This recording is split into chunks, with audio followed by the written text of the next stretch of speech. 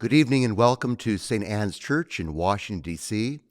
I'm Monsignor Watkins, pastor of St. Anne's, and I welcome all of you who join us for this live stream concert here in our church with a delighted guest, Mr. Aaron Tan, who is the first prize winner of the 2018 American Guild of Organists competition. We are honored to have Mr. Tan with us tonight, who plays on our 1999 Létourneau organ, newly restored. This is part of our 150th parish anniversary celebration year.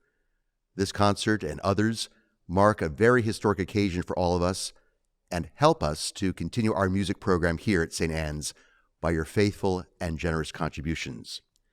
Please visit our website at stannedc.org for all these live stream concerts.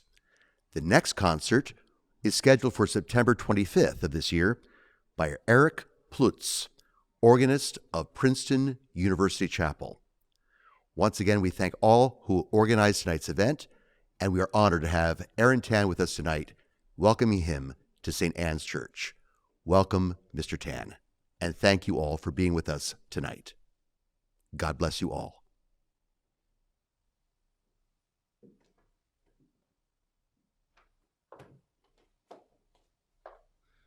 Thank you so much, Monsignor, and good evening to all who are joining us live online. Thank you for spending this Friday night with me, as this is the first time in, I think, 6 months that I've been able to make music and a performance in public, albeit in a different form, sharing with you virtually. I just would like to say a few words before I begin about the pieces I'll be playing tonight. I've divided it into two groups of 3 pieces. So the first 3 will be unified in the sense that they're all written within the Baroque era or shortly thereafter. And the second 3 will be more modern, 20th century and even 21st century pieces. So we'll begin with a preludium by German composer Nikolaus Bruns, who was one of the most important composers of the Middle Baroque before Bach. He studied with Dietrich Buxtehude, who was one of Bach's greatest influences during Bach's childhood and young life. And Bruns was a tremendous violin virtuoso as well. And there are legends that he would play the violin at the same time as playing with his feet, the organ pedals. While you won't see me do that today, there will be a section in the preludium that I will use both feet simultaneously in a 5-voice, what you call a fugue, within the prelude. What follows that dazzling preludium of Bruns is a very sweet and short trio by Johann Gottfried Fehrling, a composer maybe even organists might not have heard of. But Fehrling was actually a student of one of Bach's sons, Carl Philipp Emanuel Bach. And Fehrling belonged to a generation of composers after Bach who wanted to simplify music and to make things, the sonic world they were creating, more transparent and easy to understand, in contrast to the denseness and seriousness of the Baroque era.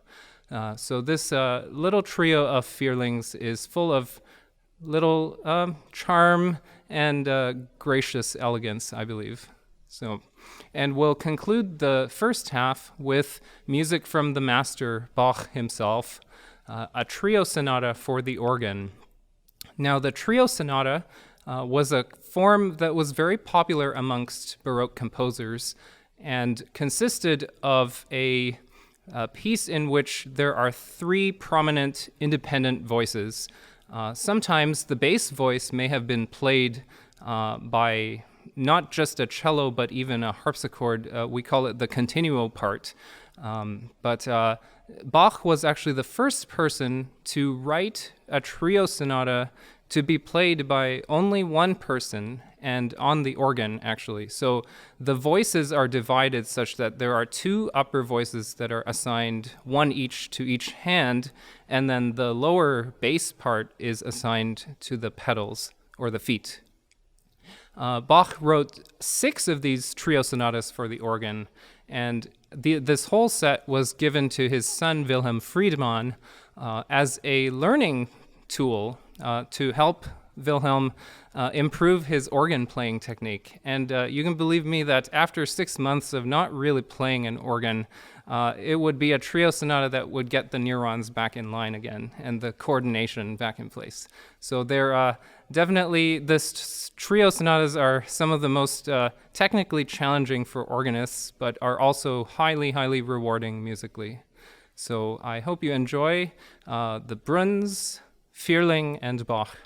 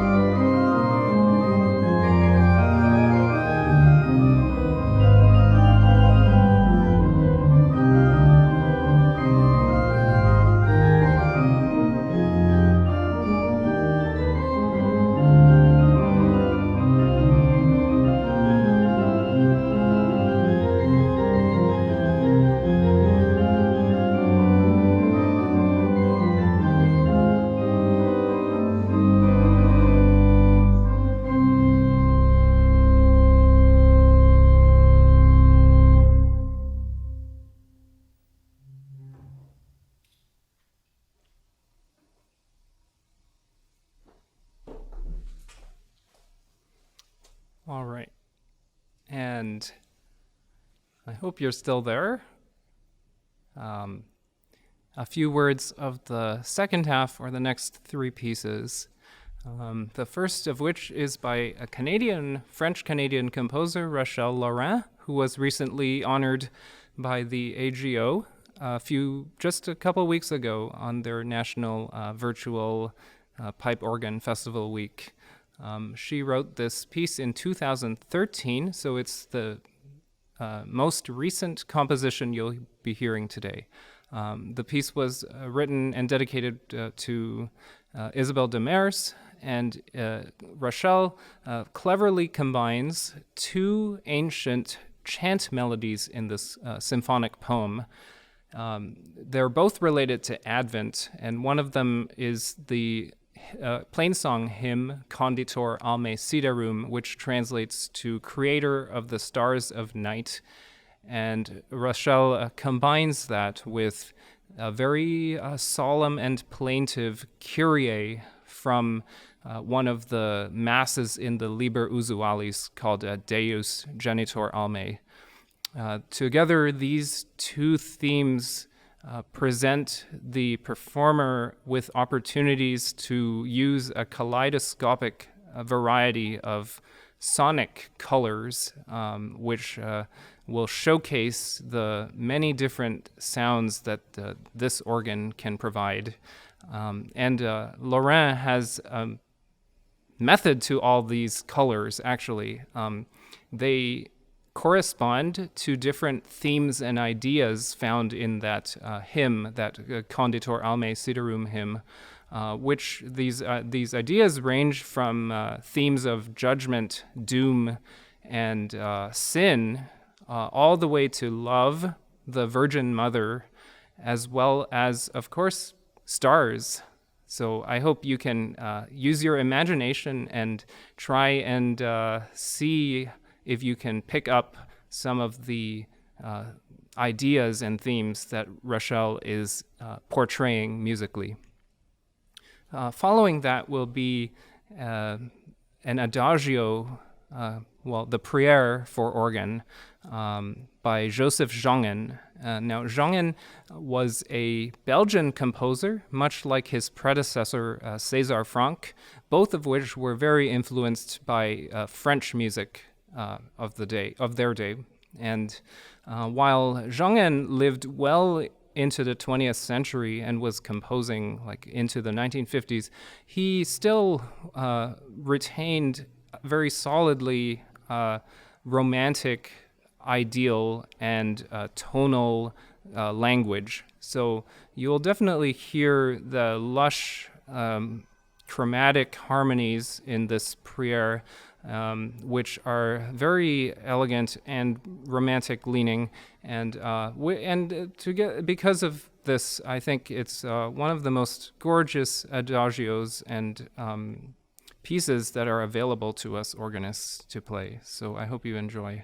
And we'll conclude this program today with a transcription or arrangement for the organ of something that was written originally for the piano by Sergei Prokofiev, a Russian composer. His famous toccata, often played most normally on the piano, is famous for its incessant repeated notes, the D especially, that you'll see right at the beginning of the piece. Perhaps a musical portrayal by Prokofiev of the industrial and futuristic Soviet ideals of the regime he was living under. So it will be transcribed here, and you'll hear it on the organ with all the different colors that are afforded and possible on this instrument. So I would like to also, most importantly, thank St. Anne Church for providing this opportunity for us to share in this music together. They've been super generous with their time and just allowing me to use this space for several days this week to prepare for this concert. So thank you to St. Anne and Bob Bright and all the ministry team here. So enjoy.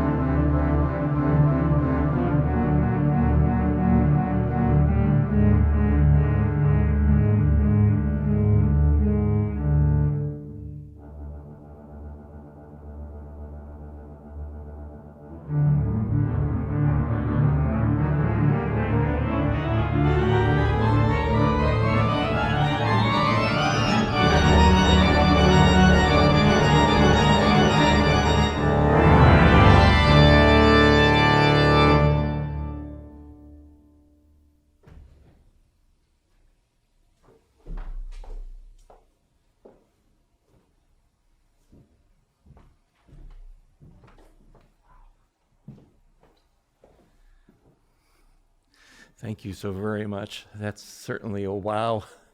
And I knew people would be on their feet had we an audience. I'm sure at home you are. That's fabulous playing, and I think you'll always be first prize winner in my heart and mind. And thank you so much for accepting our invitation.